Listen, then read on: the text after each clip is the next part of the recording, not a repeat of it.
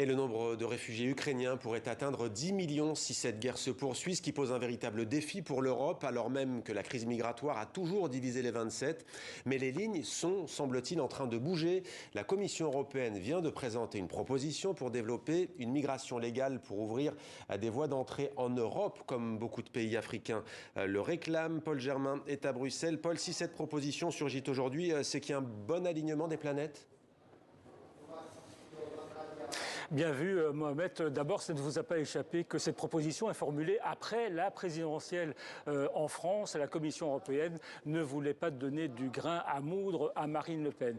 Et puis, la guerre en Ukraine a bousculé quelques tabous. Vous savez, la Pologne, qui a plutôt une politique anti-migrants, accueille quand même pour le moment 2,5 millions de réfugiés ukrainiens. Alors, vous allez me dire, ce ne sont pas des Syriens ou des Afghans musulmans, mais comme vous le dites, on le voit, les lignes sont en train de bouger. Et puis, la Pologne et l'Europe se rendent compte qu'elles ont besoin de main-d'œuvre étrangère. Alors, à la Commission européenne, on s'est dit que c'était peut-être le bon moment de proposer un plan de migration régulière. L'idée, c'est de faire venir en Europe des travailleurs jeunes et compétents dans des secteurs comme celui de la santé ou celui des nouvelles technologies. Bien sûr, les Ukrainiens cochent plusieurs cases et risquent d'être les premiers servis, mais l'idée, le principe, c'est aussi d'établir des partenariats avec des pays comme le Maroc, la Tunisie ou le Sénégal. Et au passage, on demandera à ces pays de surveiller un petit peu mieux leurs frontières. Bref,